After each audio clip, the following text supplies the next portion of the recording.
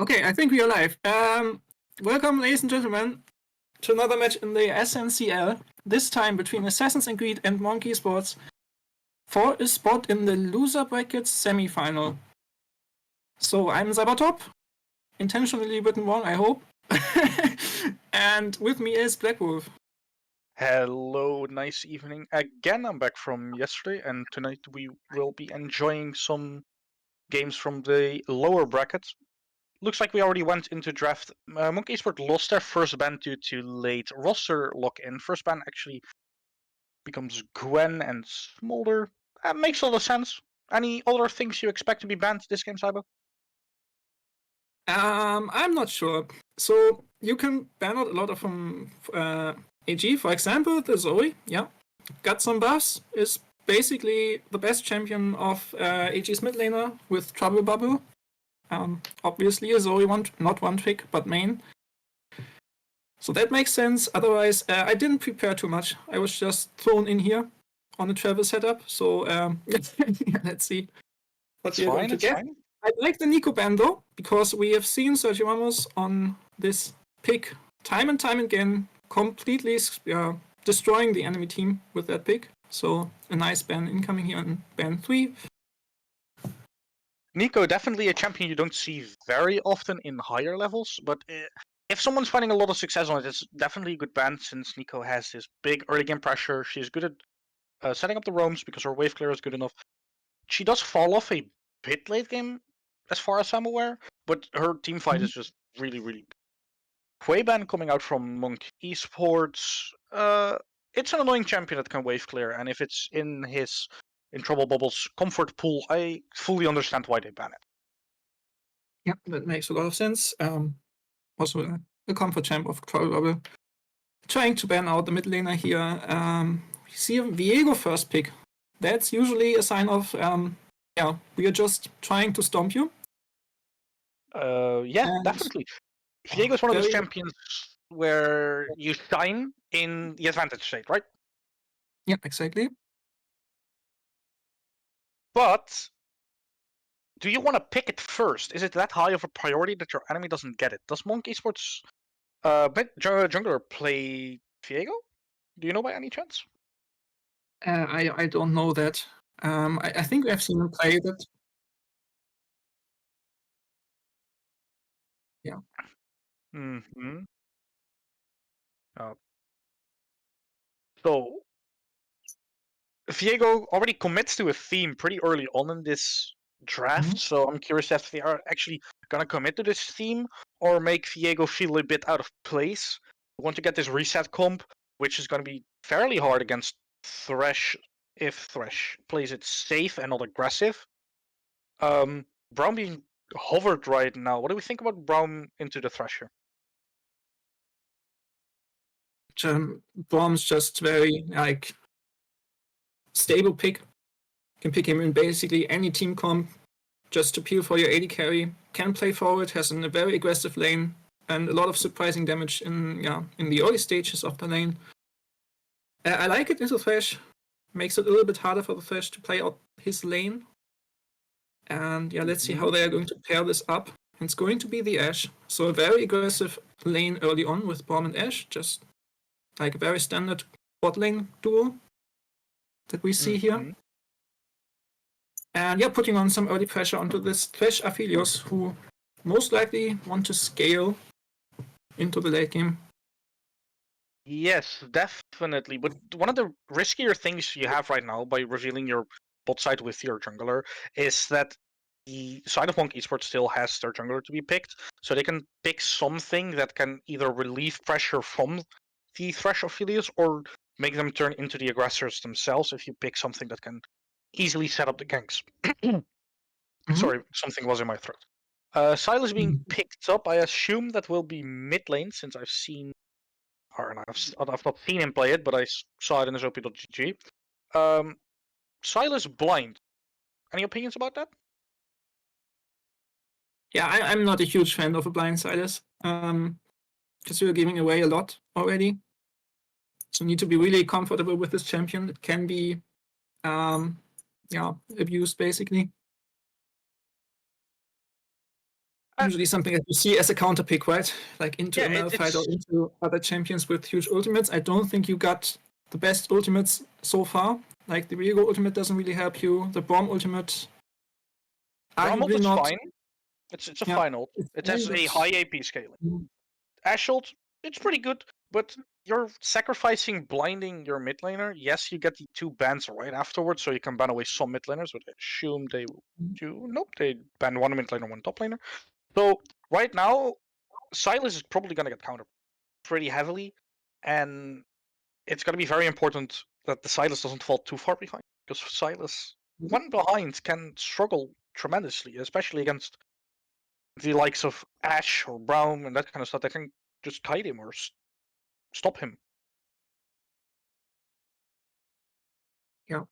I'm not sure what to add to this. So let's see what the teams are going to pick. Okay, probably this is a Silas going Into into the the jungle, jungle. probably. Probably, I don't think it's going top lane. So it's probably a jungle Silas, which makes sense. On one hand, it Kind makes a lot of sense. On the other hand, now you've revealed that you have the Silas in the jungle, and was it MonkeSports who played Echo mid, or was it okay? It's MonkeSports who played Echo mid. I was gonna say if you pick a champion with a high priority on the mid lane, Silas is a champion that's very, very vulnerable to early early invades. And if Viego can get a lead on Silas, Silas is not going to outduel Viego for any objective.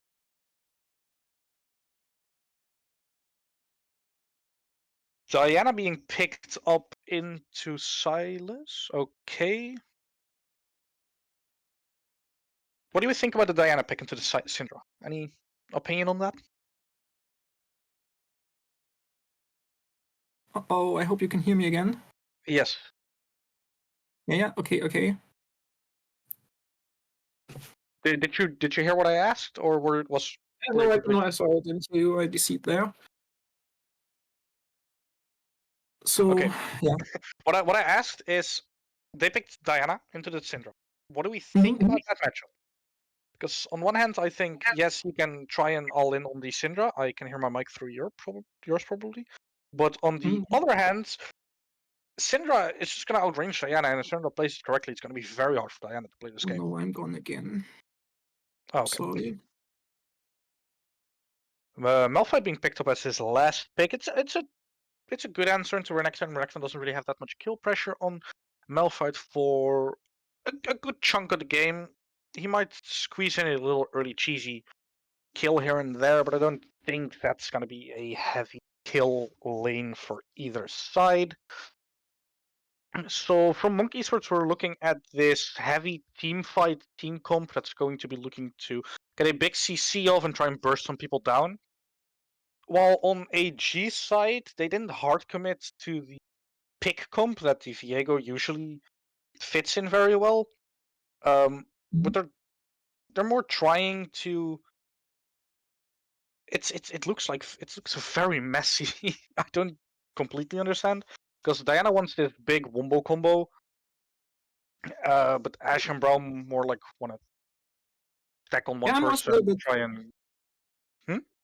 I'm also a little bit confused by that. I think the team comp makes a lot of sense. You can play this forward with Ash and Viego. You can play this backward. You can, you have a lot of variety in this. And then you pick in a Diana into the Syndra, which basically only can all in.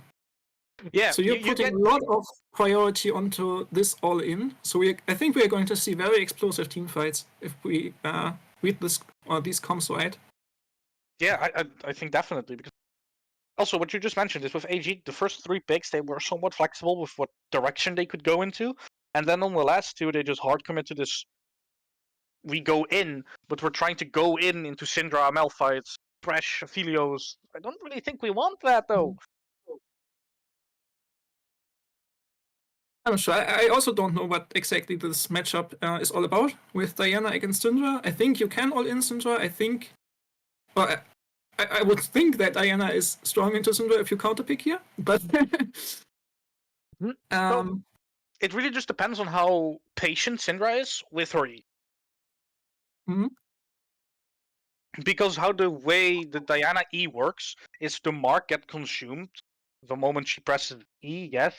But if Syndra then presses her E during the dash animation from Diana, she's not gonna reach it because she gets slowed afterward. Also, I'm not sure if you get the reset right. So I think you don't. The mark gets consumed when you click E, but you get the reset when you connect to the target. yeah, I think exactly. that's how it works. So it's I'm curious to see how that one plays out. Yeah. Sure, Mike. Yeah, I'm not really or... sure if that is the best pick that they could have chosen here, because it's gonna be really tough to get onto the back line.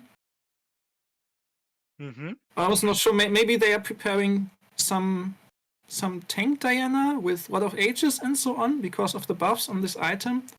There needs to there has to be something, because otherwise they wouldn't pick it here. I'm pretty sure of that. What they might be trying to do. What they might be trying to do with the Diana is try and look for a flank angle with it, and then look to like hard engage through multiple sides. I don't think you can take it head on. Yeah, exactly. I also don't really see how they're going to approach this. So there needs to be flanks somewhere. On the other side, though, like MonkeSports, the comp looks very solid. Also a bit surprised by the Silas jungle. Not really sure how this fits into the comp, because otherwise it's very straightforward, I would say. But yeah, let's see how these two players are going to figure it out on the fly. What I would assume as well is the thing with the Silas is if they were planning, they drafted it as a third champion.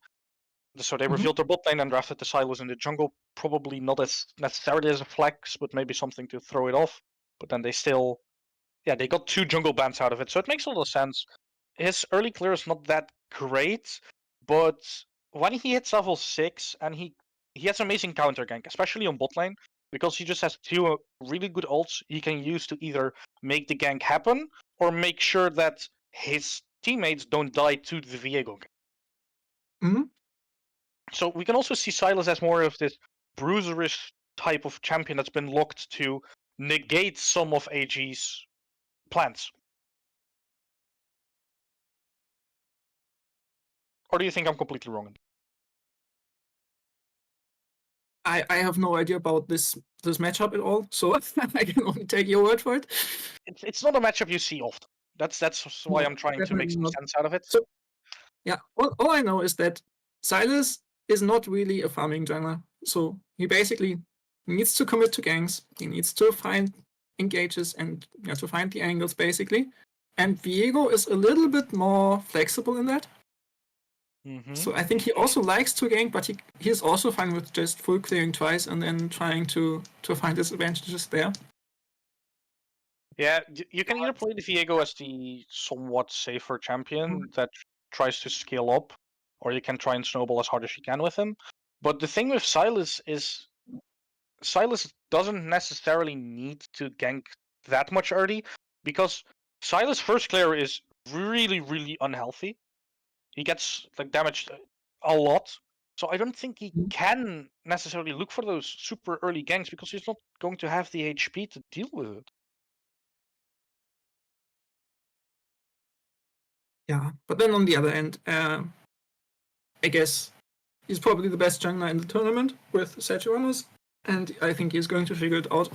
He probably has an idea how to play this. Maybe it's just a great pick into Viego, and I'm just reading this wrong. I don't know the players necessarily, so that's why I'm trying to look at based on champions and not on the players. It's normally I rely on my co-caster to know more about the players. Let's say it like that.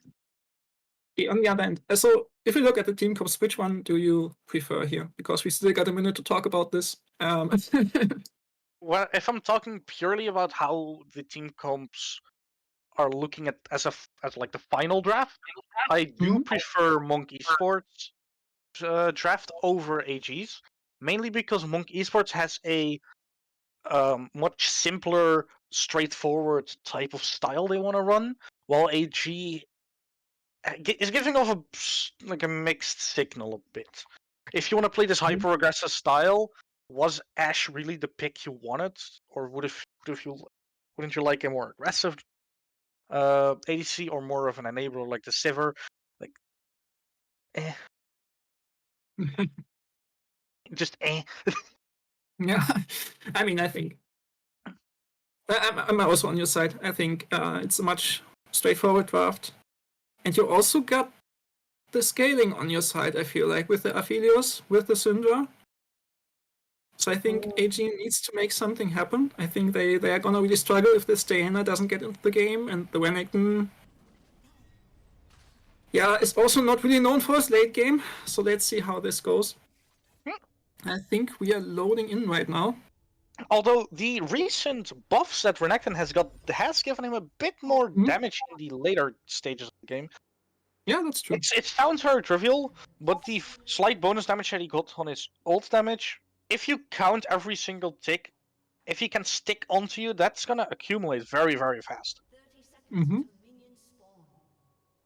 Looks like both teams are just going for a 5-point. Brown wanting to stay a little bit more safe since, yeah, you still have Thresh. You still can look for something. It's quite... Just a very standard setup so far. Nothing too much happening. Just trying to get the mana flow stacks, I guess. I'm not even sure if Diana has that. No. I was gonna say, is she running it? Doesn't no, make I don't sense, think so. right? No, she's not running it. Yeah, right. It makes sense. It makes sense. Yeah. She's going for a heavy.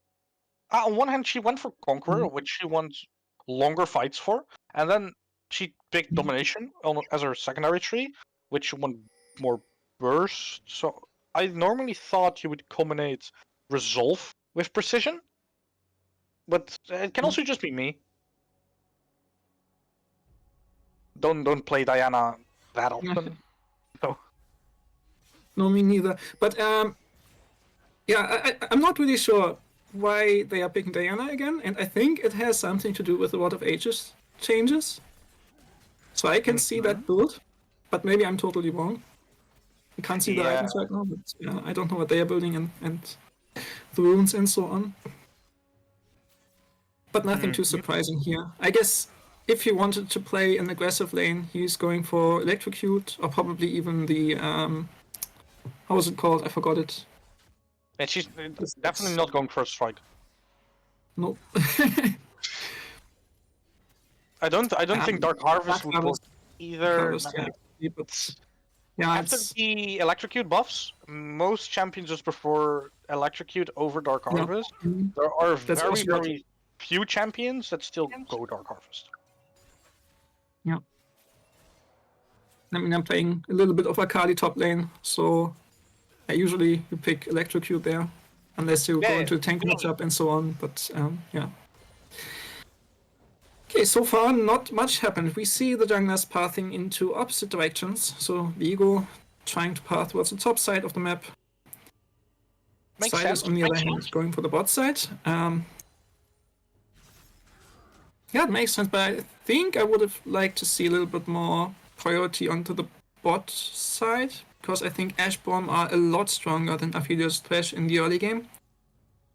Yeah, definitely, but you want your Renekton to have some lead, so that he can actually do something during the mid stages of the laning phase, because otherwise Malphite's just going to sit there and... Oh my god, I think that's a solo kill. Yeah.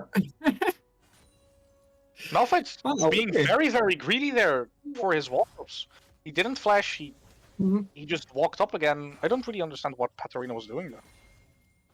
Yeah, that surprised me a little bit. Just didn't respect the E2. So the second dash of Renekton, that's still up, so... He didn't only he didn't even only disrespect the E2, he just didn't respect Renekton at all. Yeah. So nice solo kill by Jordi.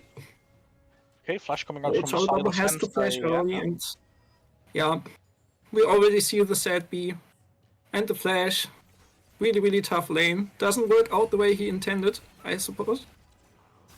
Yeah, but now that Flash is being forced out, it's gonna be a big game changer, but we actually see a fight happening on the top lane. Aphelios doesn't really have the damaging guns for this, he more has the CC, AoE kind of gun, so Yeah. can't really get that much out of it just yet. Syndra being low on mana, looking for a trade on Diana. Silas is hovering top lane right now. He doesn't really want his Malphite to die again, because if Malphite dies to a tower dive here, which very well could be possible if he just trades 1-for-1, Malphite's lane would be very, very difficult from that point on. So he has to hover. Yeah, I think Jordi was already thinking about it, because he stood there menacingly in front of it, just looking and thinking about just killing him to deny him the wave, right? Just trade kills, deny the wave. Yeah. Makes a lot of sense in this trade. Oh, Flash being forced out IWL has a flash here, but maybe is here for the gank. But a nice play, stopping that in its tracks. So Diana did go for the blasting wand. So the Rod of Ages build could very, very well be possible, because that's one of the items from Rod of Ages. Ooh. Riot is trying to budge a lot of champions away from the Rod of Ages build by buffing their scaling and come nerfing on, their by base damage. That's fine, don't worry about it. So I'm curious to see if this Rod of Ages thing keeps happening to a lot of champions, how Riot will respond in general. Who coming out from Thresh, going in very, very early. Silas actually being able to finish off Braum here, not even. Thresh got it, being very chaotic. Death Sentence hit onto Syndra. Syndra getting, having to flash out. Silas chain connects. Silas chasing down Syndra. Moonlight coming down on Aphelios, and Aphelios dying to the Diana as well. And I missed everything. Hey, okay, so what happened? Big fight in the river. Fight in river. For a Drake which already had been taken. Thresh being very, very aggressive. Viego getting the reset on Thresh, managing to hit the death sentence on Syndra, had to flash out. Silas managed to chain after. Oh, no, what? Okay, this is confusing. Viego took over Silas, managing to chain after the Syndra. Okay. It's just confusing, okay? Oh. Very, very difficult to say. Diana just nice fight there in the river. Yeah, Diana unfortunately getting caught out there. Guess he needed that little bit of gold for the catalyst. Otherwise, I think you don't go for the minions there. Maybe just want to push out the lane. Gets punished for it. That's important gold in the pockets of MonkeSports, who are struggling to keep up right now. Because that fight cost them a lot, even though I didn't see any of that. The thing was, they got a kill out of it. They got a kill out of it, but the kill was on Thresh. So I don't really think it was worth that much on the Drake fight. The kill on the bot lane just was on the field. Just trying to stop, trying to stop the recoil. Marutan just standing in front of it, trying to block it, and then suddenly finding him on his own there. Having to use the flash to get away. So that's another cooldown burnt in this bot side. Objective-wise, so what do we think they will be playing for? Let me check the timers. Oh, okay, let's look at this gank first. Sechuamos stealing the Ashe ult. This connects onto Delph, but IWL is, basically without protection if Delph is stunned. And he's flashing in a straight line, and that costs him his life. So 2 big kills for the bot side of MonkeSports. Yeah, Ashe guiding a bit. Ashe guiding towards the side of MonkeSports herself didn't really quite help her out that much. Crystal Arrow being stolen by the Silas also just made sure that he could make that gank happen. This is what I was talking about earlier with the Silas having pretty good gank potential on bot lane since he has 2 Cradles to steal. Yeah. We were talking about the objectives. If we're looking at the teams right now, do you think that MonkeSports would prefer to try and contest the Grubs, or would they try and go for some Drakes for themselves? What are we expecting? I would think that they want to deny the Grubs, at least one of them, because that takes a lot of power from this buff. So if you give up all 6, I think Renekton can play a very easy side lane, even though he's going to not do too much against this Malphite. In the meantime, IWL is getting flashed on by Huey. Getting stunned up, but it's not enough damage yet. Delph coming in. And now we are trading back. But I don't think anything is going to happen here because the damage is just not there yet. Yeah, and more trades. Nothing too much going on. In the top side you can see Jordi with a massive CS lead, but it doesn't amount to anything. Oh! Crystal Arrow connects onto Maritan, getting knocked up by, I don't know the name of this ability. Glacial Fissure? Yeah, probably. Yeah, exactly. But now they are on the run, because Silas is on its way again. Stealing the same ability, which name I already forgot. And yeah, just a nice connect here with the Silas E. Picking up a double kill, and that's Sergio Ramos with the lead now. And that's scary, I can tell you from experience. It's not just that he has kills, it's also that he has the farm lead. What we saw early in the game is Silas taking a lot of just a laid-back approach, farming up a bit, then going for ganks. But actually, Dominus coming out from Renekton trying to run down the Malphite here. Malphite should be able to get out, but maybe he can force a flash? No, quite doesn't. It's kind of hard to trade into that. The Tabis are ready, the Bramble Vest is ready. Yeah, you don't deal a lot of damage against the Malphite. Of course, if you play extended trades, and if you get the extended trades, you might find a kill. But if the Malphite plays it right, there's like no chance he is going to get any kills from now on, basically. But he is forced to base without fixing his wave state. AG trying to set up the Drake while they're actually cross-mapping the Twin Grubs as well. They're just trying to... on Drake, I think they're just trying to collect some vision, so they don't get cross-mapped on themselves. Yeah. TP's coming out. Yeah, it looks like we're gonna see a brawl for this Drake most likely, since both teams are trying to get it. So they're getting a good chunk on Diana. Moonfall coming down. Unleash Power doesn't quite finish off Diana, but Syndra should be able to... Oh! Yeah. It's very, very close. Walking out with like 100 HP, and now we see a little skirmish for the dragon. So AG is in time after the grubs to contest this, and they are looking for the fight. Nice Glacial Fissure, targeting 3, also the arrow connects, and that's Silas down. Oh my god, what's happening? Okay, also Aphilos getting picked up, also Thresh getting picked up, so that's 3 for nothing, 4 for nothing. I missed the 4th kill. Diana TP'd from behind, finishing off the Syndra. Yeah.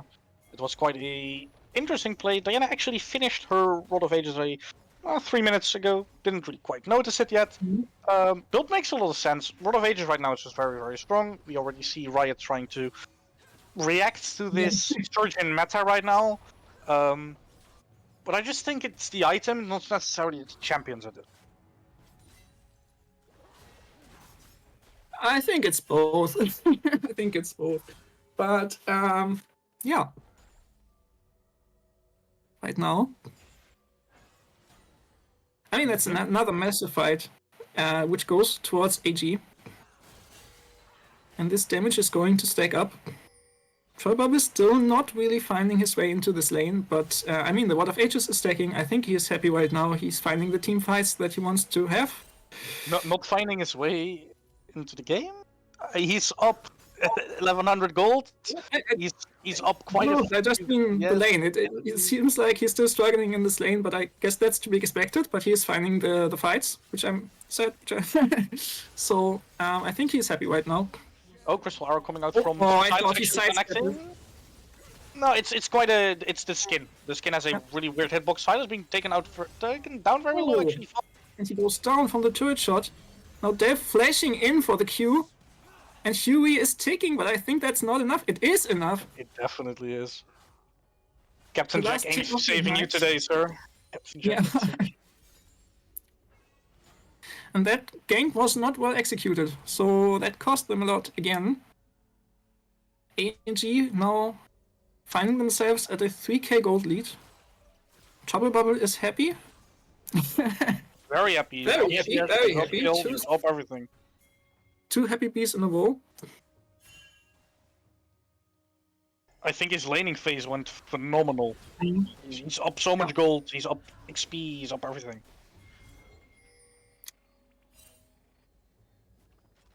$4K gold lead for AG. We're looking at a play likely towards his bot side. They don't know they do know their own vision, right? Oh, massive ultimate. Going down, Marutan can only try to peel force AD carry, but that looks very tough. Now Syndra is also joining the fight, and suddenly AG is on the run. They don't get the kills down, and now they have to try to escape here. Delph running for his life. Trouble Bubble has to disengage. Now Teleport coming in. Jordi teleporting into this fight, and Flippy is on the wrong side of the map. Yeah. Being cut off the position very, very heavily. Damage though? No, he cannot. Aphelios doesn't have the guns for it. But now Malphite flash ulting into two people, getting the kill onto Trouble Bubble. AG has to run for their lives here, I feel like. They are so low, but Sergio Ramos again overstepping. Art Stealer. Oh my god, yeah. what's going on? It's too much to cast for me. It's just hard gameplay right now. It's hard steal. Getting another reset, and that's an ace. Yeah, it's a very chaotic fight there. Let's say it like that. Heartbreaker sealed. The thing there is, the moment they stepped on the turret and your Silas dies to turret, it's gonna mean Viego's gonna get a reset. He's gonna get a not only for his health, but also for his ultimate. And that Heartbreaker ultimate is so devastating when he can land it onto multiple people multiple times, like just happened in that fight. Enchanted Crystal Arrow finding some connections early on in the fight also helps a lot with the big stuns. But it doesn't quite get as long as a stun as you would like. Normally you're looking for these longer range snipes that can stun for long and secure a kill with it. A close range one is fine, definitely. But it's not what you ideally want, right? I mean, what confuses me it's working out for them, so I guess there's not much to complain for. But what I want to point out is that I feel like the teams are just overstepping on both sides, basically. So this was not a fight that was... Okay, there were nice punishes, nice teleports behind enemy lines, basically. But both teams overstepping here, and in the end, AG is coming out on top. Was it really an overstep from AG? They're up 4 gold, trying to push gank someone who's walking in blind. It worked out great for them, no? I think they gave up 2 shutdowns, or at least 1. I'm not sure. So probably not what you intended, because you know it's a 3v3, Syndra is joining and so on, but I mean in the end they get the ace. And they're setting up this dragon, which it seems like they're going to get for free. Then also this bottom turret. Yeah, nice pressure. I mean you can see Delph is now moving deep into the jungle. Flippy has to respect that. On the other side of the map, Jordi looking for a little skirmish here. Here's the cross map play, here's the target right now. But I think he is able to defend this. He still got his ultimate up. So nothing to gain here for MonkeSports. Mm. At the same time, you can see... Yeah? No, you go ahead. You go ahead. What I was gonna say is with the Renekton, it's gonna be fairly hard, even if you have 3 people to take him down, but he needs to stay safe. Moonfall coming down onto the Aphelios, but Aphelios being bursted down. Quite heavily there by the Diana. And that's an easy pickup again in the mid lane. Meanwhile, Jordi just defending and weak siding with his 5-0 Renekton. But I think Katarina is now forced to retreat. Because AG now got the targets in the mid lane, got the tier 2. Probably going to play for the Herald, and he needs to respect that. And we can see him recalling this brush. Ah, never mind, he stopped it. So maybe they're looking for a fight here, but I'm not sure if you can take it, because you're 7k down. You're sitting on half or completed items, so probably wait for the second one. Yes, but Renekton being half HP is a big factor in there, so they could have looked for something maybe. It was going to be very flippy, but Crystal Arrow finding a connection to Brown Glitchfish coming out onto 2 targets. But not much happening afterwards. I mean, there's still the Malphite with the flash engage, but it goes wide. Oh, that's tough. Okay, it wasn't a flash engage, it was just the ultimate. Yes. Stoppable But force. that is tough. if that one connects, I think you can play this. Otherwise, yeah, you're not going to get a lot out of this. I think the tier 1 is finally falling now because AG has to retreat with blinking health bars. But even if you find the connection with Unstoppable Force, right? The enemy still has Dominus, still has Heartbreaker, still has Moonfall. Yeah. They still have a lot of their upfront damage. I just wanted to say I really like the teleports of AG. Because they are teleporting for tempo. I'm basically seeing, okay, MonkeSports is still in top lane trying to get this tier 1, and we just got the Herald. Not the Herald. Was it the Herald? Yeah, it was the Herald. Did they use it already? Because I don't see it in the inventory. They used it on top lane. It didn't really get that Okay, much then never mind. value out I of missed it. it. I must have missed it. Is it Yeah, just right. me? Or Oh. Moonfall coming out? Not much happening in the sense of talking. Death Sentence is going wide from Thresh, doesn't really find a connection to Brown, being able to walk away safe. Is it just me, or does Aphelios' guns order look weird? I have no idea. I never read the abilities of the champion. I got like a PowerPoint presentation once, and that was it.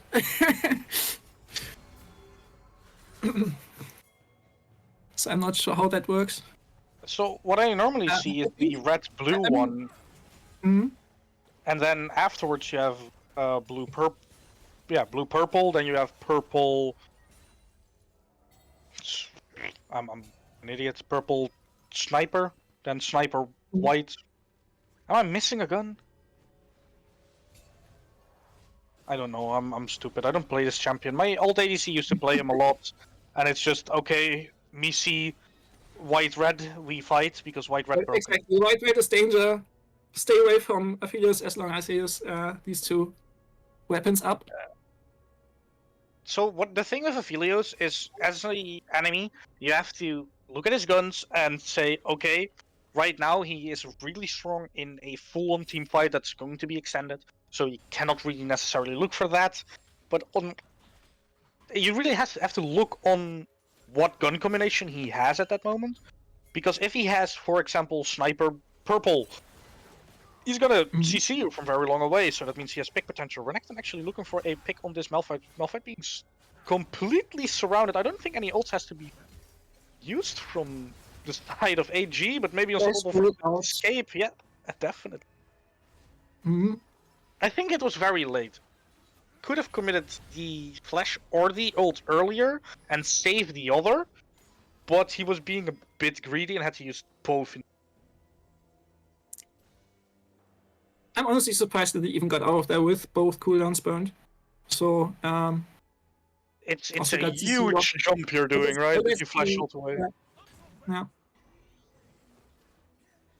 Yeah, maybe could have ulted earlier, but that's also like a commitment. Yeah, and that probably means a free Drake, so AG going onto Soul Point here with the Hextech Soul. One more Drake to go. And I think they are looking for a fight in the mid lane. Enchanted Crystal Arrow going right. Also Glacier Fissure. And a nice Scatter the Reek by Flippy. But he is getting flash engaged on by Maybe. Now getting the reset in. Oh, well, okay, never mind. The fight is already over. We had 2 easy pickups for AG.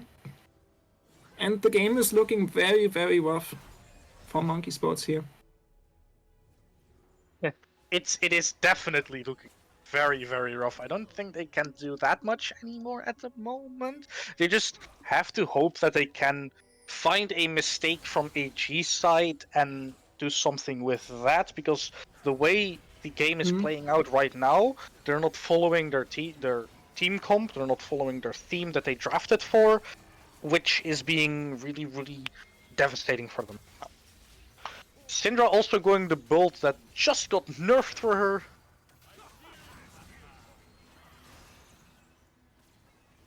Get your mic cut away? No, I'm still there. I just didn't know what to say. Okay. So they are looking for the fight here at the Atakan, but Sergio almost has to disengage with the Glacier Fissure. Now nice Scatter the Reek again, but it's just not enough. The health bars are melting, even the Malphite ult doesn't change anything here. And they are falling one by one. And even though they are finding nice abilities, and I think I'm cut off. That's so sad. No, Oh, I'm back. you're not. I'm back. Yay! You weren't cut off in the slightest. The Okay. thing that I noticed there is just Katarina holding his ulti for so long, finding the perfect spot to Malphite ult on. Yes, he connects onto 3 or 4 people, but your team's already 1 HP. You're not winning that fight anymore. Yeah, I think you need to stop the engage in its tracks, basically, because otherwise you are not going to get away from that. So maybe a little bit too much patience on the Malphite ult. Yeah, with the Malphite, Syndra, and Sylas, even the Thresh, you can be the aggressors in this situation. Yes, you're still down, but if you find someone who's isolated, try and burst them down and maybe look for a 4v5 afterwards. Or commit the Malphite ult to stop AG's engage, make sure your team gets away, and basically save the president as Malphite. You're just racking up deaths at that point. But that's the only thing your team really can do. You're a frontliner, you're not I sit back, wait for the perfect ult, and then throw it, but my team is already dead. I mean, yeah. Diana this went was for a basically very tanky build, actually, with the Roa. I was talking about the Syndra build before the fight broke out.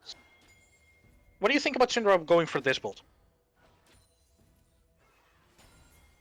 I'm not sure. I never like it if I don't see a Rabadons.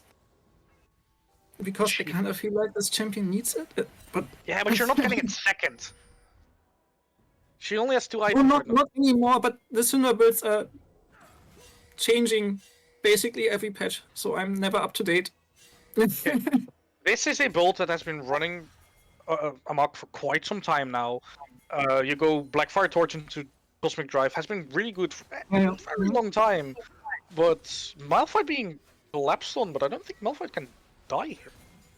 So the thing with the Syndra build is it just got nerfed. Syndra got a lot of buffs on her base damage and a lot of nerfs for scaling, so this build doesn't quite hold up to standard. As far as I'm aware, What do you build right now? just full burst damage. That's the bigger reason I think a lot of people pick Syndra for. So what they did is they reduced the slow on your W, they reduced the damage of the W, but they increased the AP scaling. Base damage from your ult got nerfed, I believe, and the AP scaling got buffed. So basically, the more AP you have, the harder you blow people up right now. But to be fair, she's down 2 levels, almost 3. She's hitting like a wet noodle anyways. But yeah, it makes sense. But she right now just barely got her stacks to actually have the execute from her ulti, but she still hasn't gotten the stacks for her bonus AP. Okay, so right now AG is setting up this 4th dragon, which is the soul. Tells me Mountain Soul, but I think that's wrong. Oh, that's definitely wrong. It's Hextech. Yeah. And I would like to see MonkeSports just going for a Desperate Baron. Instead, they are trying to fight this, and there's no way that they are going to fight this. And yeah, before I even finished this thought, the dragon is already gone, and that's Hextech Soul to AG.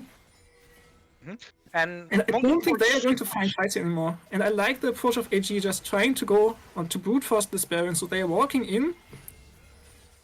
They're walking into a trap, but Huey is already down. And yeah, I mean, this is just a disaster. AG finding the fight here, and this should be enough to finish out this game. Yeah, definitely. What we saw from MonkeSports side is something we see a lot in lower mid-elo kind of ranges. Like anything that's not pro play, basically. The enemy's doing an objective, we want to contest, but we know we cannot, so we're just looking at them taking the objective. It's something you see quite often. Malphite trying his best to save his turrets, but I don't think it's gonna work, buddy. No, it's just desperation at this point. I mean, you know that nothing's going to work here, and this game is lost, and with that, AG secures their first victory in this series. Yeah, and this Diana worked out super well, I have to say.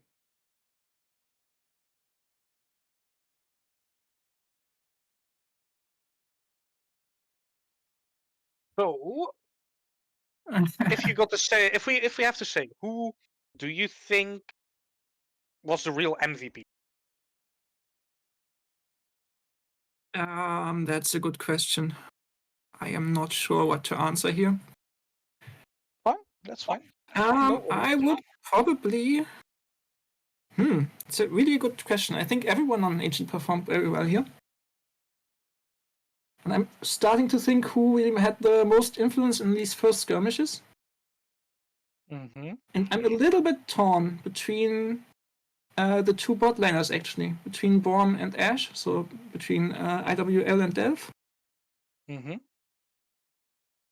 I personally think Yeah. Diego and Diana did a really, really good job as well. If I had to give it to someone myself, I would say Diego.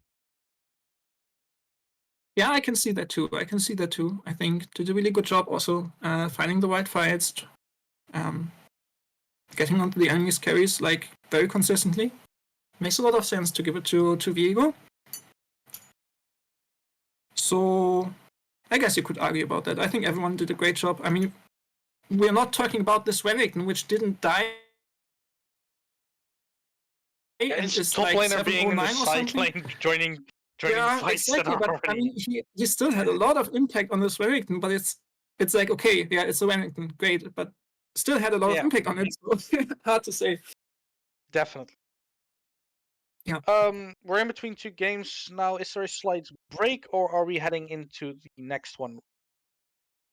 We do a small break. Then we'll see you after the break.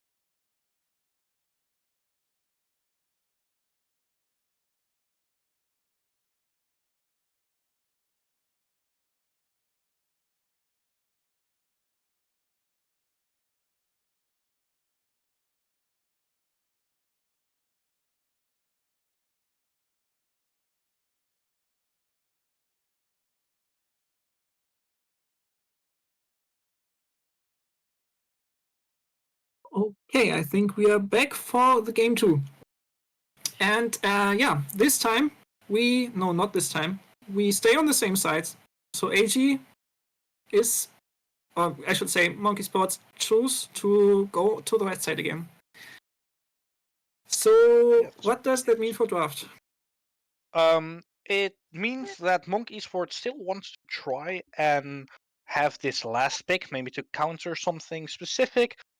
Last game they did have one last ban, so they actually have a adaptation to make this game. Mm-hmm.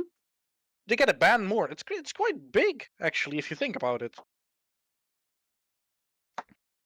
Yeah, I think that would have come in handy last game, but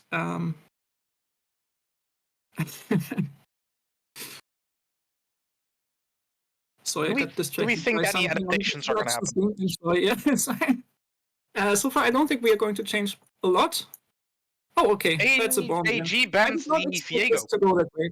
I just want to say maybe MonkeSports are going to ban the Viego, but no, they are going to ban it themselves, and they are going to take away the Nico from Sergio Ramos. And this Nico is probably going into the mid lane, I would expect. I think that's a pick for Trouble Bubble, but I'm not sure about it. If he likes the Zoe, I think he might like the Nico as well. The thing about Nico though is Nico's very flexible. You can send her jungle, you can send her support, you can send her mids. We still have a lot of open options. Yes, Yeah, we I are think- slightly committed to a team fight team comp, but not that heavily that we have to worry. Oh, things are getting spicy here, because I think this Nico is just to deny the pick from Sergio Ramos, and I also think this Cassante is to deny the pick from Jordi. So, if we keep going like this, I think we have 2 team comps of stolen picks. But yeah, let's see what we are going to pick to match this Cassante, like to build on this Cassante, and it's going to be the Echo mid lane, I feel like. Yes, MonkeSports mid laner does play Echo. I think it's his most played mid laner in solo queue right now. Gives you a lot of wave clear, gives you a lot of pressure for your jungler. So I'm curious to see how MonkeSports will leverage this mid lane prio if they manage to get it. Oh, and that could be a Jordi special. I think Jordi and maybe not. It's Ambassador. Okay, it's still a Jordi special, but likes to play this champion. He gets a lot out of it. Ambassador is a very, very strong champion, and I think it's a very, very good matchup into Cassante as well, no? Yeah, I think it's definitely playable. It feels good to play this matchup in this direction, not so much if you want to play Cassante, which I usually play. So let's see. Cassante is looking towards or Ambassa is looking towards a 54% win rate against Cassante during the laning phase. So if Jordi is very comfortable in this well. So we're seeing someone on his main, or on one of his mains, being able to counter pick. So I don't think this is going to be very fun for Cassante. No, it's not. It's not going to be fun, not at all. But it's a Cassante. I think he can survive it and still be useful later in the game. We wound us this first phase of the draft with the Thresh blind pick. Now the question is, what are we going to ban here? So I know for my part that AG likes to pair this Ambassa with a Galio, preferably in the mid lane. And it makes a lot of sense, because you get this go button with Ambassa, you are on the enemy carry, and you just throw down the Galio onto it. So but then we assume maybe I'm Nico, reaching here. Maybe so then I'm we reaching. assume. So then we assume it's Nico support. I think it can still be flexed. I think both players are playing this. I'm not too sure. But as far as I know, we see a lot of Nico from AG when we scrim against them. So could be. Okay. Well, it doesn't look like Mess is expecting a Nico bot lane since they're banning the Nautilus just to be safe. Azrael ban coming up from AG, they don't want to give this very safe poke ADC to Mess. Makes a lot of sense. Rakan being banned as well. Yeah, they're highly convinced that this Nico is going to. Yeah. Not too sure about the Rakan ban, because as far as I know, Thresh is a pretty good matchup into that. Yes, it is, but Rakan does perfectly fit with Mbessa, Wukong, and Nico in this Yeah, situation. that's true. That's true. Makes sense in team comp. I guess that's more directed at that. And I have no idea what the 5th ban is going to be. It's going to be Xayah. Okay. Yeah, they want to ban us away as many of the The safe AD safer, carries, basically. savvy ADCs, so they actually have someone to properly dive on. Yeah, that makes perfect sense, I would say. So what kind of ADCs can we still expect? Well, Sivir Severe could still question be mark? I'm not considered sure. somewhat safe. Maybe the Varus if you want to like far stretch it, but there's not many other champions that can play this safe, but they're Ooh. looking that they don't want to play safe, they want to play aggressive, they're going with the Vayne. Vayne into this matchup, what do we think? I mean, we don't see the bot lane net, so I'm not No, sure what to think of it. It's a blind Vayne. Blind Vayne is usually not good, but I'm talking about I mean, team fight wise. I We're mean, picking yeah. Vayne into Nico, And in team Wukong, fight, it makes Ambessa. sense because you need something mobile. If you play something with no mobility, I think you're just going to die over and over, no matter what you do, because Nico, Ambessa, Wukong just want to get onto you and just destroy you. So it makes sense. I also really like the Kaiser of AG, I have to say, because again, it makes sense in the team fight, right? You're trying to go for this big all-in, and Kaiser is just perfect for that. And that's the Yeah, well to round it out. their team A fight very, makes very almost sense. straightforward team fight. The Yeah. thing you mentioned with Vayne, I disagree somewhat because Vayne is one of the shorter range ADCs. Yes, she is somewhat more mobile, but by being this lower range ADC and not being paired with a enchanter that can keep you shielded up, healed up, sped up, that kind of stuff, you're gonna get in Wukong and Nico and Mbessa and even Rel now engage range. You're gonna get engaged. Even when you're a little bit more mobile. Silas Yeah, pick. yeah. I mean, I Rerun it didn't back. say it's easy to play that, but if he trusts himself, I think Vayne can always be like, or can have the pop-off play, basically. It's gonna be really difficult to play this, but yeah, maybe if you find an angle. Silas being It's ran back for yeah. game 2. He's gonna try again. He started out really strong, came out of the gate confident. He picks it again. Last pick now. He has a great ult to steal. Nico ult, Rel ult, Wukong ult still very useful. He can do something with Ambessa ult and even with Kai'Sa ult. So he has plenty of options. Yeah, But I now the think the question options are is, way better than last game. yeah, but now the question is, will he get a lead again? And if he does, will he actually use it properly this time? Yeah. I mean, we talked about this in the break where you couldn't hear us, so I think that Silas had like very good angles, but didn't really have the ultimates to work with it. Played a very decent early game and then kind of threw it away and the bot lane dives. But yeah, let's see if Sergio Ramos is going to have a better performance this time.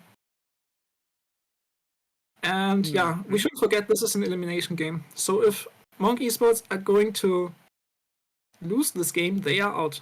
So that adds a little bit of pressure, and they really have to show up now. They definitely need to. But if we're looking at the junglers, the lane matchups, what are we expecting from jungle pathing early on? Yeah, let's look at that. I would expect both junglers to path towards the top side of the map again. I don't think you can really get early kills with Thresh Bane in this lane with Kai'Sa and Well. I think you have more potential with a Thresh on the bot lane than with a Cassante on the top lane, though. Especially against such a mobile champion like Ambessa. Yeah, I'm not sure. I think you could. I think you got a lot of options here. So obviously you can go path towards that Kai'Sa and Well and try to get them ahead. You can also try to get Ambessa ahead, and it's going to be a menace to stop her in the top lane and maybe even in a split push. On the other side, I just definitely. think that Silas doesn't cannot do very much on the bot side of the map here. Yeah, sure, you can follow up onto a hook, but I don't think you're going to get a lot out of gank there, and you want to gank early on and try to get ahead through that. And I think you should do this on the top side of the map because you're not going to get anything on the bot side if AG plays this right. Yeah, but the downside with playing top here is Cassante is not going to win you the game. So that means Silas has to take every single kill. Cassante doesn't have the greatest gank setup, especially against a mobile champion like Ambessa. I don't think they win the 2v2 if Wukong is pathing top as well. Wukong still has options. Wukong can still go bot, try and get this Vayne behind as far as he can. I'm thinking he's going to path towards Ambessa more because Ambessa is a win condition for them this game. Cassante is not their win condition. Their win condition is going to be Vayne, there's going to be Echo, maybe a little bit of Silas in there as well, but he kind of has to play for both sides. The point that I'm making is that Silas wants to get himself ahead, I feel like, because otherwise he's not going to do a lot. And if he gets ahead, he has a lot of options and he can try to elevate his lead by basically using his lead to transfer it towards his teammates, basically, in the fights. He's got so many ultimates to choose from, so if he gets ahead, I think he is a real threat. So he can carry as well. And I think he needs to carry them in the early game, because if you're going to fall behind here, I think you're just getting one over. He's definitely carrying the early game, but I don't think you want your early gold on the Silas.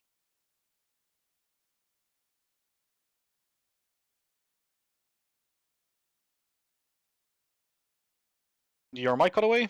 Or No, you just... no. I'm just thinking. That's why I don't know how to evaluate that.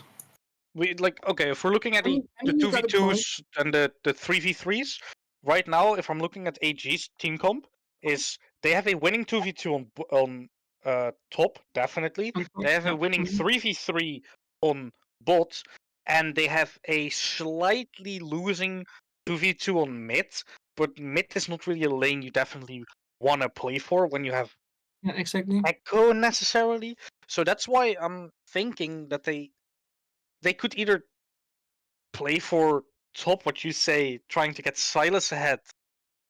Don't think it's going to help too much. They can either look for playing for bot lane, but yes, it's going to be very hard to do that properly. Maybe there is a third option, and the third option is Echo trying to get prio and making plays inside of enemy jungle. But even then, that's going to be hard against Wukong. It's very slippery. That's not going to be easy, that's for sure. I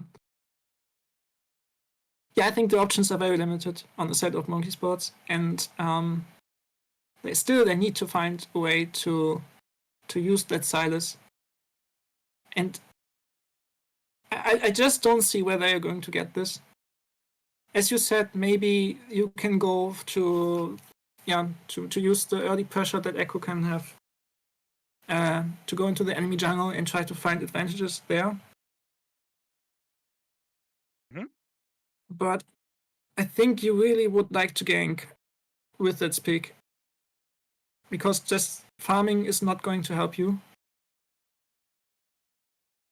Yeah, I'm not really sure what they are going to do and how they're going to play this out, to be honest. Yeah, I do think that AG has a slight draft gap going on. Yeah. I just really prefer their team comp over MonkeSports, so I'm very curious to see how MonkeSports will play through this, and if they manage to make me change my views on their team comp.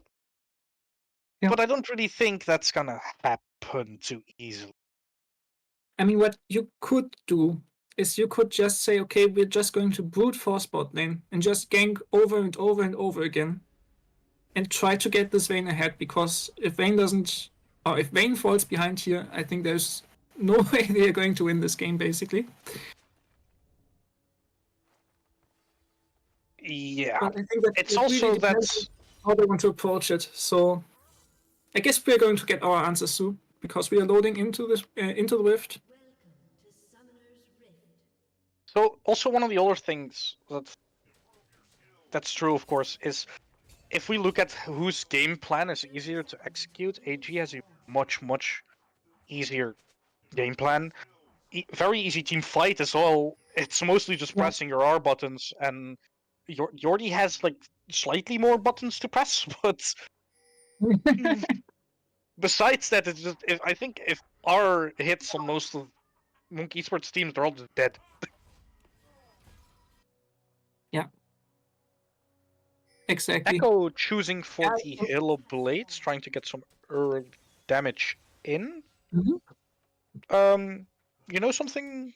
You know more about Echo mids, or We've seen Echo mid earlier, and I think Flippy also played that.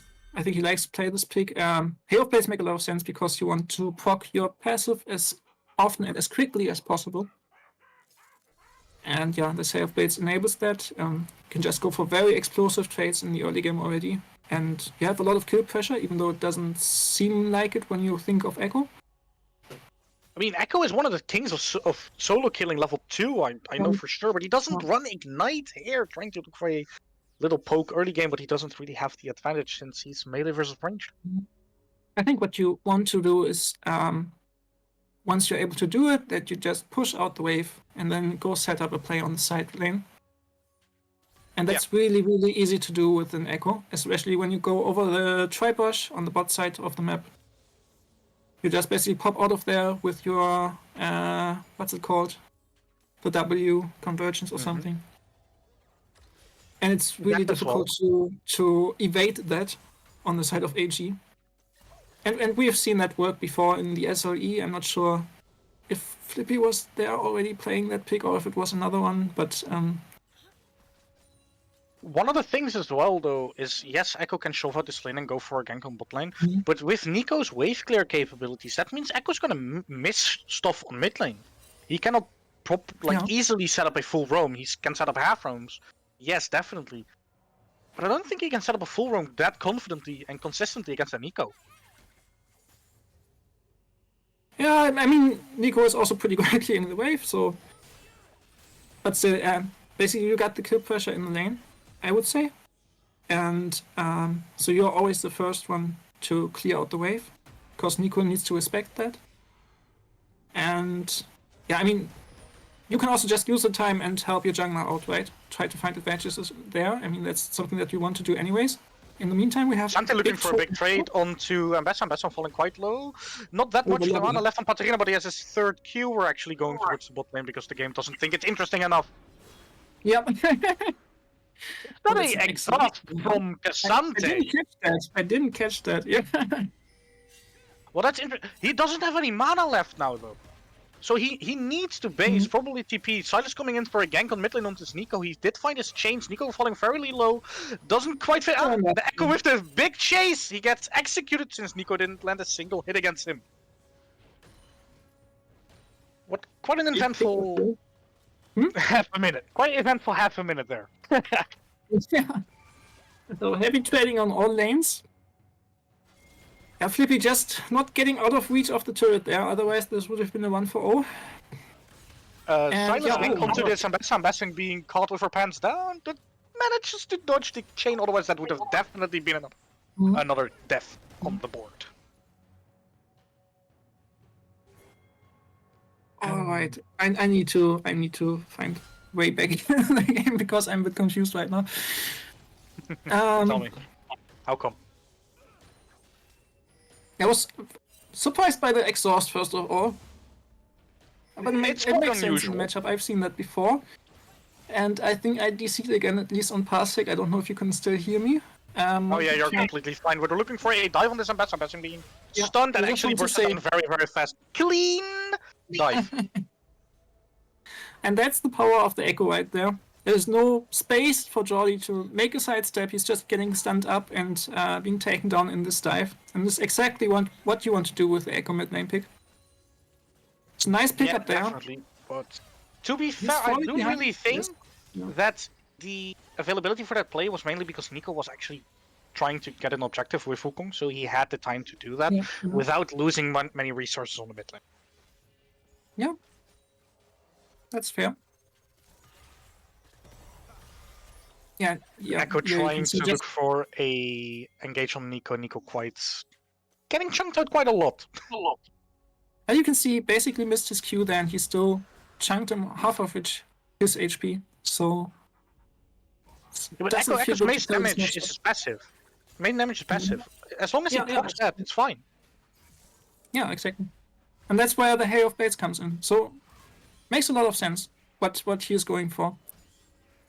And what I mean, AG are basically our main scrim partners, and we talk with them a lot. We play with them a lot of Flex Q and so on.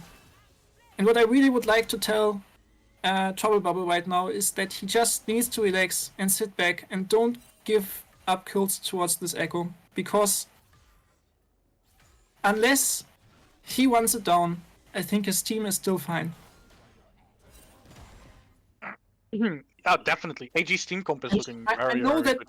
I know that Trouble Bubble does not like to play it that way, and I just hope that he can restrain himself. We're looking at a play on mid lane, but they're not really committing on it. Trade happening on top lane. Silas going for the gank again. Ambassador Ultra just using to escape. Even though if that's chain connected on the Ambassador, I don't think they would have won that fight, since the entirety of AG is just topside. You're not wanting to take a fight.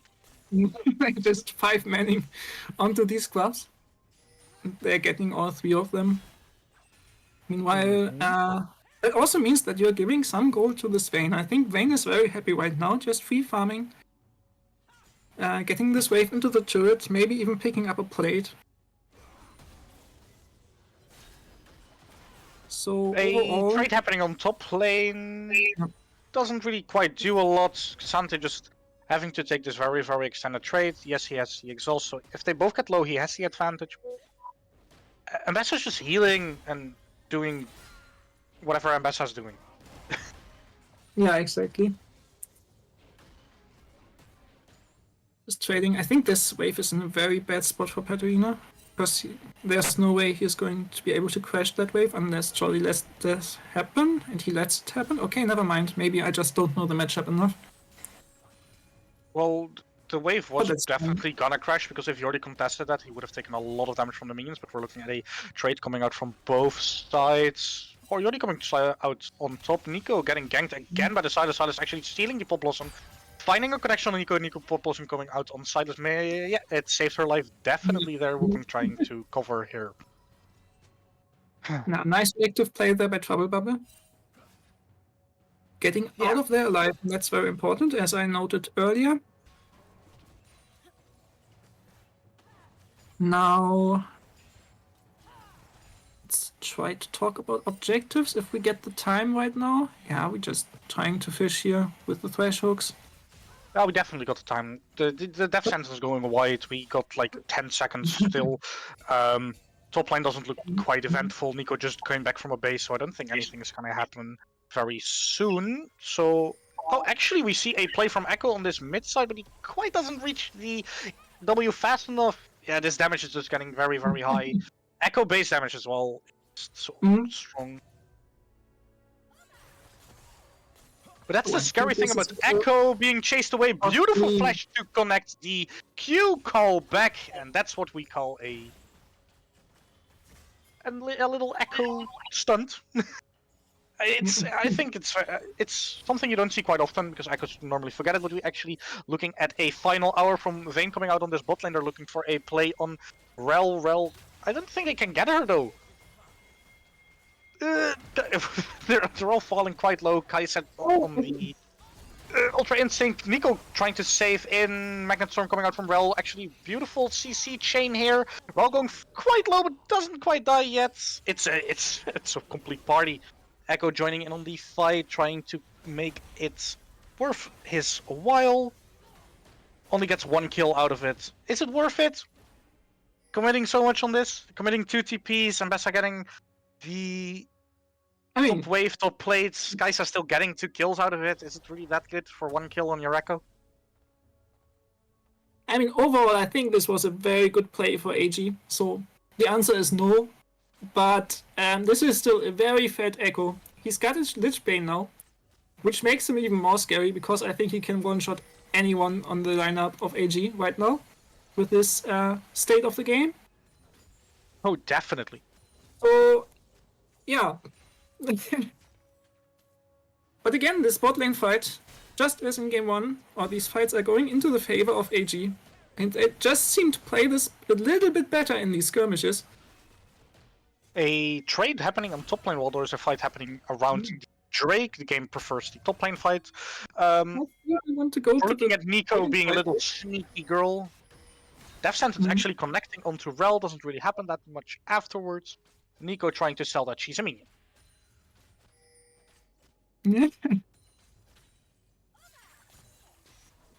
Sneaky play, but nothing working out there. Okay, what's happening? And we are getting a Drake. Again, a non-contested Drake to the side of AG. We're trading that for the grubs. This time no 6 grubs for this Ambassador in the side lane. And it's just... The auto cam right now is hinting us a little bit, I feel like. Because a lot is happening on the map, but... We're on direct. not where the team is right now. It's a bit weird. Yeah, directed cam is just being a bit special. Ooh, nice little base cancel, but gets caught by the Death Sentence. Blossom trying to come out to save her life, having to flash away. Yeah, she barely gets away. If he had another Death Sentence ready for her, she was dead 100%. Yeah, but he's getting out of it again, and I think that is what counts right now. He just needs to farm up, basically. And Flippy is strong enough to contest this against 2 on his own. So, the thing with the Nico play there is she had to commit her flash, she had to commit her Pop Blossom as well. So it just means she's less safe right now, has to play even more safe. She's already behind, she wants to make plays with the ult, with the flash, but she just has to constantly use it in a defensive manner, and that's not what they're trying to do right now. Ambassador trying to get a good trade in with Cassante. Cassante taking a big fight inside of a minion wave, but Cassante just had the health advantage, right? So he already needs to dodge as much as he can, because every time he gets CC'd, Cassante is just going to win the trade because Cassante has more health. I think when we really look at these trades for a longer time, I could tell you a lot about how this matchup goes and how the trade patterns are going to emerge, basically. But it's Ambassador against Cassante. I think you can see it on the stream. Everybody is just throwing all their spells at each other and trying to hit as much as possible. Basically, the crucial spells are the Q2 by Cassante and the W by Cassante, which you need to sidestep as Ambassador, and Ambassador needs to land the, I think it's going out the from Vayne. Vayne trying to get out of this Magnet Storm. But she gets quite far away, having to go. Pop Blossom coming out, having connection onto Vayne. Vayne being flipped over Rel's shoulder and being finished off by Nico. Vayne is always so close to picking up this first kill. Which Still she has final hour. needs. She still But has Vayne is final hour. always getting killed then, yeah. If you're not committing your your ult cooldown, you're committing both summoners, but not your ult. You're getting picked off. It's quite unlucky. Yeah. She did get hit by everything.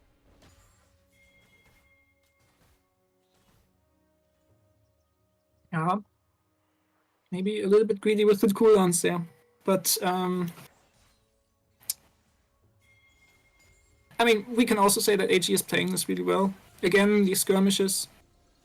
Just when you think that your support is going to go down, Chororol comes in with a great Pop Blossom and rooting up that Vayne.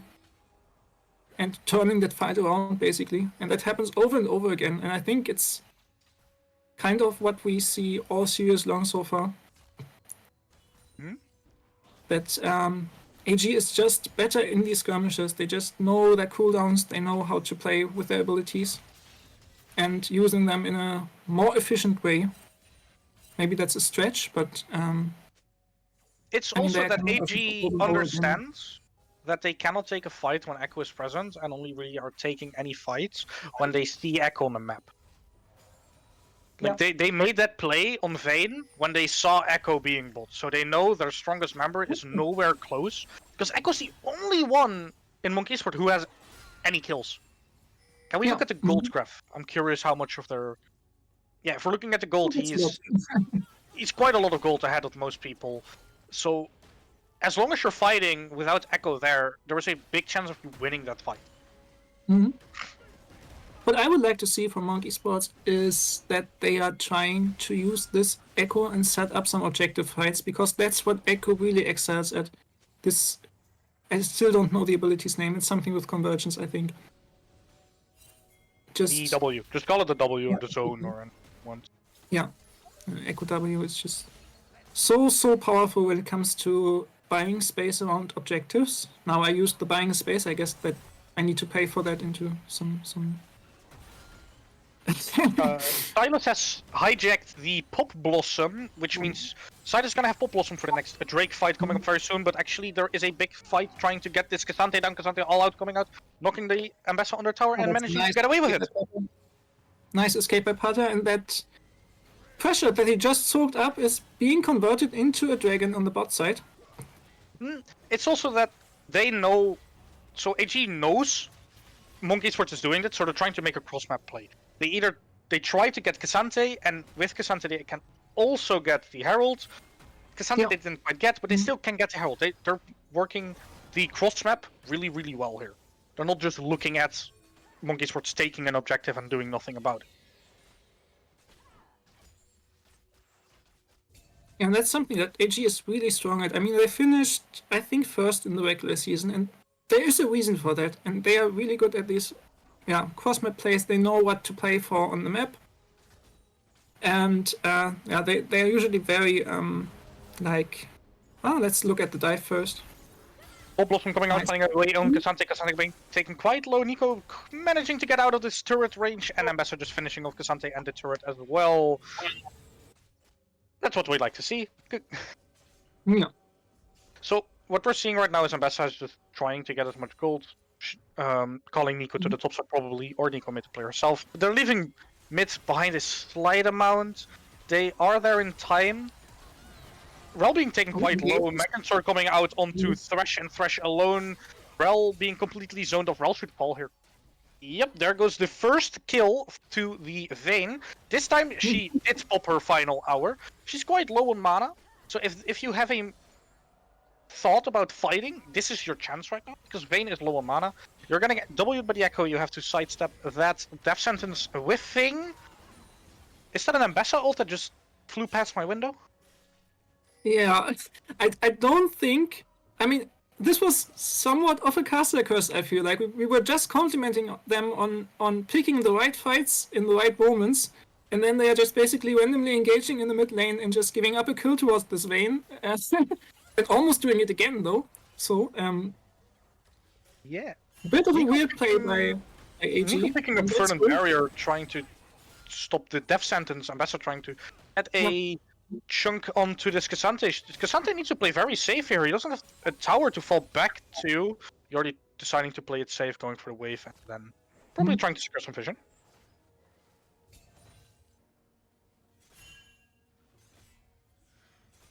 So... You okay? Yeah. Sorry. Yeah, Vayne on mid lane, you really have to keep her safe.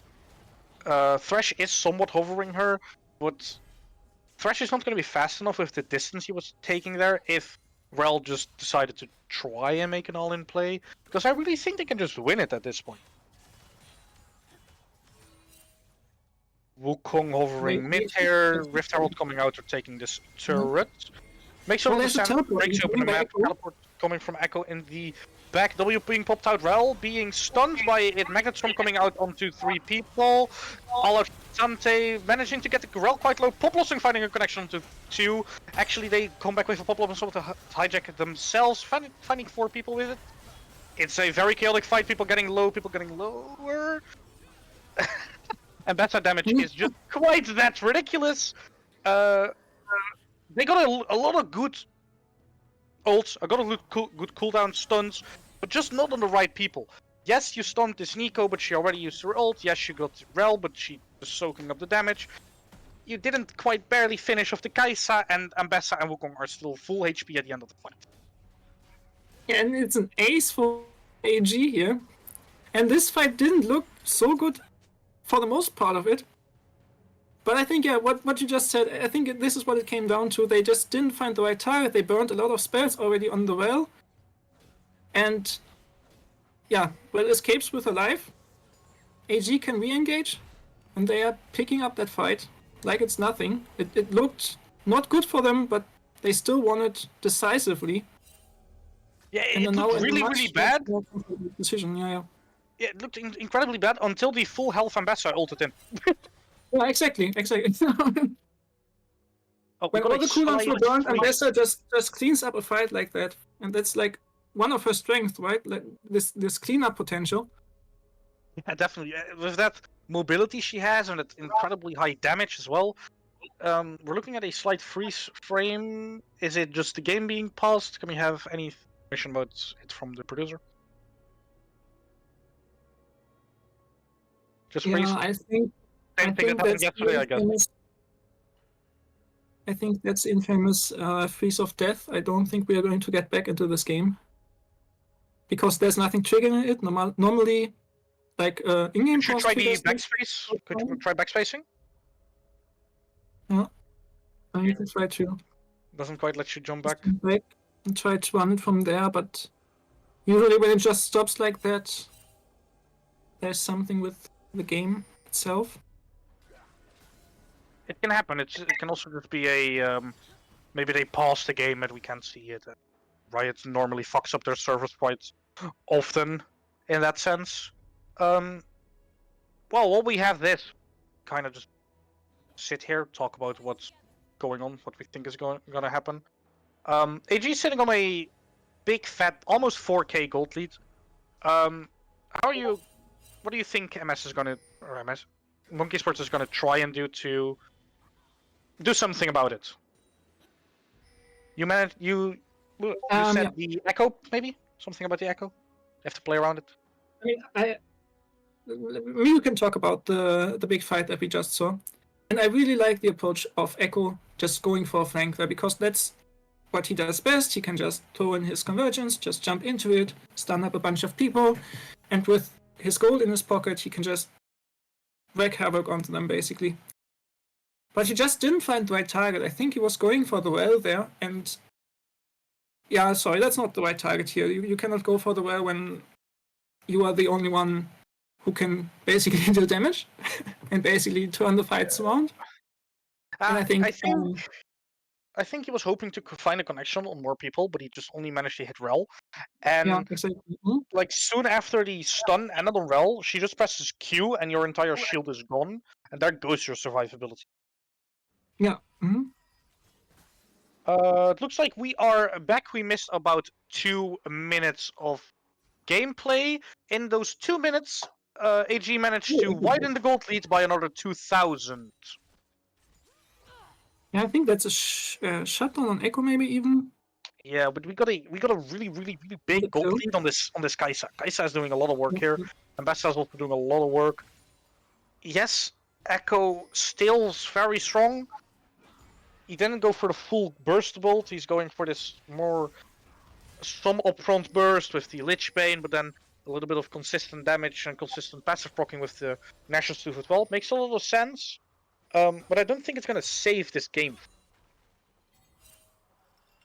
No, not right now. I'm not sure. I think now you're set really far behind. So if a flank didn't work the first time, it's not going to work a second time. Yeah. So I guess we also appreciate the vision scores? Yeah. Look at bot lane. Vayne has a vision score of 4, so that means I think she placed what, 2 wards? Yeah. Looks like it. Also no pink wards, which we can see in the inventory of IWL. So yeah. AG has a really big vision gap as well here. They got a lot of control where they want it.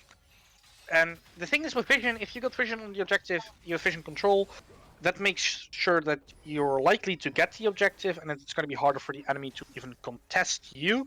Ambassador just trying to cross map while the rest of the fight people are looking for a fight. There goes the Echo W. Rel going pretty deep with the Magnet Storm, trying to find a connection. Box coming out from Thresh, trying to make sure this Rel doesn't quite get out. She barely does. Blossom getting onto 2 people, and now it's just clean up party from the Wukong with the Cyclone. It's another 3 kills in the pockets of AG, and they are setting their sight onto the Baron. And this is not there. Oh, it's actually the Atakan first. Didn't know it was still on the map. So it yeah, certainly is. it's Rel just being not taken enough quite damage. low, actually. There. I think it was, yeah, Go. it was quite random engaged by Delve there, almost getting punished for it, but just just almost. So the damage is just not there. I don't really think that they would have gotten punished for it, because they already blew a lot of the big cooldowns on the Rel, which just made cleanup afterwards pretty easy. Oh. Could be going for something here? No. No, they kind of can't. Mm-hmm. He doesn't have the smite. Yes, Echo has a really high passive damage on the Baron. He's quite notorious for sealing, actually, when he's played in jungle, because his burst is that high. On mid lane, it's a little bit harder to do, just because you don't have that smite. Yeah. Soul is coming up. Cloud Soul, one of the best souls in the game, I still believe. I think it's still sitting on the highest win rate of all the souls. Movement speed, a really strong stat in the game. I think movement speed is one of the strongest stats in the game. I would So agree. I'm curious to see how MonkeSports are going to try and contest. Killer Instinct coming out from Kai'Sa barely didn't get the kill on Vayne. Vayne having to force the Ghost and final hour, finding a connection onto the side. The side is being taken down by Wukong. Oh, Death Sentence onto Nebessa, who just TP'd in, but I don't think they can really do anything against her. They're trying to make a slight siege happening on mid lane, which they can do.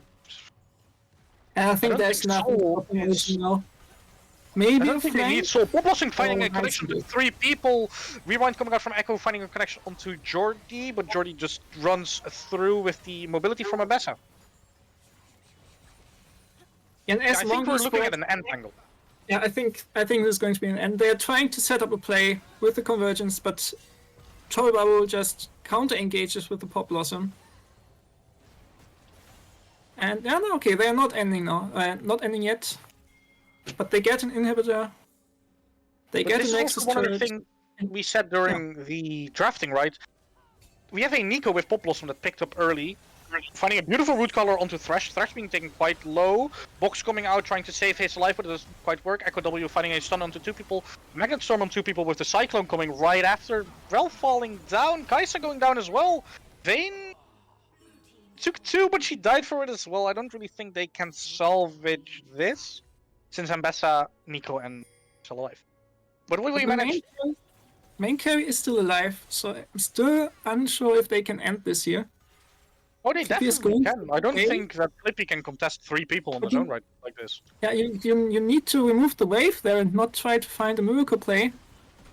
They have Baron. He cannot one-shot the wave. Yeah, I think that's it. Definitely. We saw really good in this game. What we mentioned during drafting phase is we have this Silas, we have this Echo, both melee. They want to get into Pop Blossom, into Cyclone range. We have this short range ADC who cannot outrange these 2 abilities, so she's gonna get caught in at least one of them. And AG just using this big strength to the advantage really well, managing to get a 2-0, and I think it was best out of 3, right? Yeah, exactly. So that's they won the series. And they are going to move on to the lower bracket semifinals against QuackUS, which will already be the best of 5. A best of 5, that's going to be very interesting to see. It's going to be between the 2 last standing teams of the Sanctuary community. So one of them has to go next time. A question I asked you last game as well. MVP, what do you think? Again, difficult to say. I think. I mean, you could go from it from two perspectives. So the one who got pressured the most and still found incredible engages was Trouble Bubble. But when it comes really to the impact they had in the fights and in the skirmishes, I would probably give it to Kaiser, to I Won't Leash. I would But I'm not personally sure. give it to Jordan. Yeah, again, I think also he did that's a really also a great valid job. option. I think he turned out this mid-game fight there and was able to pick up a lot of kills and was a menace, as always, when he plays this champion. So He had a lot of pressure on side lane. He was getting pressured a lot by Silence during the early game. He managed to get a really good team fight turn. Beautiful cleanups as well. So that's why my vote personally goes to. all right. Uh, So I think that this was basically it. So first of all, well, congratulations to AG for advancing into the lower bracket. And we have to say goodbye to MonkeSports, which I think is a great team. We struggled to play against them. They brought some very interesting picks, I have to say, like this Echo mid lane, like the Nico jungle, which kind of defined the meta for a large part of the split. In this competition, at least. So I'm a little bit sad to see them go, but I hope that they will come back stronger. yeah. Curious to see in next splits. I think I don't know how you guys work with how you do your splits and stuff. I'm not that available. Yeah, we are still available. trying to figure that out. So I don't really understand that much about this tournament. all right, so I think this is this was the last match of this round. So next week we are going to see the lower bracket semifinal between Wacky Refs and Assassins and Greed, and probably also the winner brackets final between QTE Infinity and I'm so sorry for not knowing this out of my head.